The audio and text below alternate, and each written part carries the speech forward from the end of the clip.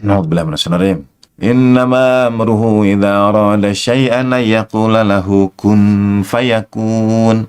Fasubhanalladzi biyadihi malakutu kulli syai'in wa ilaihi turja'un. Sadaqallahul maulana al-aliyyul azim. Nah, kita baca dari 82. Innama amruhu, sesungguhnya perkara ketetapan Allah Subhanahu wa taala itu, kalau Allah menghendaki sesuatu, Ia berkata kepada sesuatu itu. Perhatikan saudara, kata innama amruhu idza arada syai'an ay yaqula lahu. Pertanyaannya adalah hu merujuk kepada siapa? Sama seperti ini. Sesungguhnya kita menggunakan terjemahan Kementerian Agama. Sesungguhnya ketetapannya jika dia menghendaki sesuatu, dia dengan dia besar Allah Subhanahu wa taala hanya berkata kepadanya. Nah, nyahnya ini siapa? Atau apa? Dia kembali kemana? Kembali ke sesuatu. Tapi kan sesuatunya belum jadi. Kun, jadi, atau ada. Kun, jadi, maka jadilah, fayakun. Kun, ada, maka adalah fayakun. Bayangan kita mungkin ini ada handphone, lalu tiba-tiba jadi, dia berubah menjadi versi terbaru, misalnya ya. Tapi sudah ada duluan handphonenya. Ini kan belum, penciptaan. Jadi Allah Subhanahu wa taala berkata kepada siapa? Yaqulalahu itu kepada siapa? Karena belum ada, belum jadi. Walaupun subhanallah yang yasifun, maha suci Allah taala dari apapun yang disifatkan, tidak ada batasan waktu tentu, karena waktu sendiri adalah ciptaan. Kita sudah pernah membahas itu. Nah, ayat 83-nya, Fasubhana, maha suci dia, maka ini karena ada kata fa di situ, fa ataf, yang menghubungkan sebetulnya dengan kalimat, dengan ayat sebelumnya. Jadi kalau kita harus membahas kun itu kepada apa, bagaimana ayakulalahu itu siapa yang dimaksudkan dengan hu, karena setelah itu maka fa subhanalladzi biyadihi, maha suci Allah Ta'ala yang di tangannya ada malakutu kulli syai'. Kata malakut memang bisa berarti kekuasaan, al-mulk al-mulk kekuasaan ya. Tapi malakut juga bisa berarti sesuatu yang malaikati, sesuatu yang malakuti. Dalam tahapan-tahapan pembagian alam, misalnya dalam irfan, dalam filsafat, ada alam nasut, yaitu alam kita, sama seperti inilah, ada alam dunia, ada alam akhirat. Tapi itu menunjukkan tahapan perjalanan ruh. Ya, pada saat hatta bahkan pada saat sekarang ini ada juga pembagian alam dalam pembagian kategorisasi yang berbeda. Yaitu misalnya maksud saya ada pembagian alam berdasarkan alam dunia, alam akhirat. Nah, ada juga pembagian alam berdasarkan alam nasut, alam manusia, dan alam malakut, alam para malaikat. Sesuatu yang bersifat ruhaniyah, yang sekarang ini pun berlangsung. Kita percaya ada para malaikat yang mencatat amal kita, yang bertugas sesuai perintah Allah Subhanahu wa taala kepada mereka. Nah, itu ranah malakuti. Di sisi yang lain, kata malakut juga menunjukkan dimensi. Jadi begini saudara, secara sederhana begini.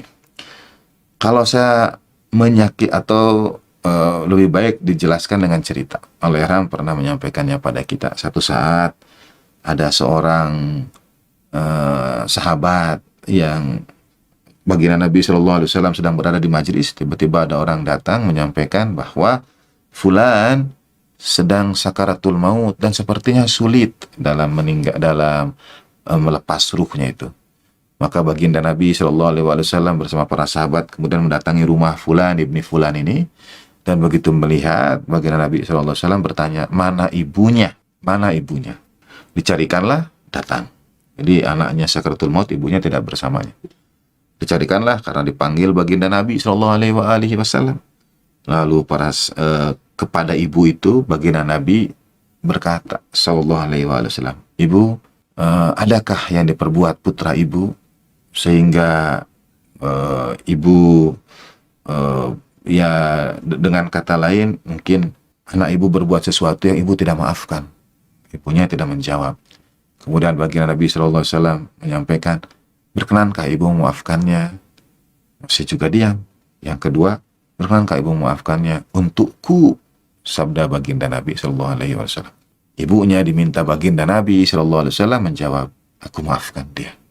Dan sahabat itu kemudian melepas ruhnya dengan tenang. Setelah meninggal dunia, didoakan, hak-hak ditunaikan, dimandikan, dikafani, dikuburkan, dimakamkan. Kemudian baginda Nabi SAW menyampaikan kepada para sahabat, tahukah kalian, sebelum ibunya memaafkan dia, di hadapan sahabat itu ada makhluk yang berwajah menyeramkan, yang membuat ruh sahabat itu sulit lepas. Dan ketika ibunya memaafkan, makhluk itu berganti menjadi makhluk yang membahagiakan. Yang terjadi di alam nasut, di alam manusiawi, adalah amarah ibunya. Atau kita punya dendam, punya dengki, iri hati, hasud. Tetapi di alam malakut, amarah ibunda itu kemudian berwujud menjadi makhluk yang menyeramkan. Dan Al-Quran menyebutkan segala sesuatu itu ada malakutnya. Rasa cinta ada malakutnya, benci ada malakutnya. Hati-hati, sampai Sayyidina Ali bin Abi Thalib Qur'anullah mengingatkan, jangan terlalu mencintai seseorang, jangan juga terlalu membenci seseorang. Siapa tahu yang kau cintai tiba-tiba jadi musuh, yang kau benci tiba-tiba jadi sahabat, dan lain sebagainya. Nah, malakut adalah dimensi lain dari apa yang kita rasakan dari perbuatan kita. Sekarang misalnya ketika kita beramal soleh, maka para malaikat hanya mencatat, betul malaikat mencatat, tetapi amalan itu, amal soleh itu kemudian berwujud di alam malakut. Sufi besar Ibn Arabi itu pernah mengalami mati suri ketika masih kecil. Ia dibaringkan dan ayahnya membacakan kepadanya surat Yasin. Ini cerita Ibn Arabi. Ketika mati suri itu, ia merasa dibawa ke dalam satu alam dan dibimbing menuju satu tempat. Di sana ada malaikat, mungkin sebahasa kita sekarang, ada yang menjaga, ada pintu besar di alam malakuti. Sekali lagi, ada pintu besar dan kitab induk. Lalu Ibn Arabi dalam perjalanan itu ditemani oleh sosok lah, makhluk yang membahagiakan, menenangkan, meringankan perjalanan, dan seterusnya. Ketika pada akhirnya ini cerita Ibn Arabi sekali lagi, oleh yang jaga pintu gerbang itu disampaikan, sekarang belum waktumu, namamu belum ada di sini. Kemudian Ibn Arabi sekali lagi mati suri, kemudian hidup lagi, bangkit lagi. Tapi dalam perjalanan itu Ibn Arabi tanya kepada sosok yang menemaninya, siapa engkau? Sosok ini menjawab, akulah bacaan surat Yasin, akulah surat Yasin yang sedang dibaca oleh ayahmu.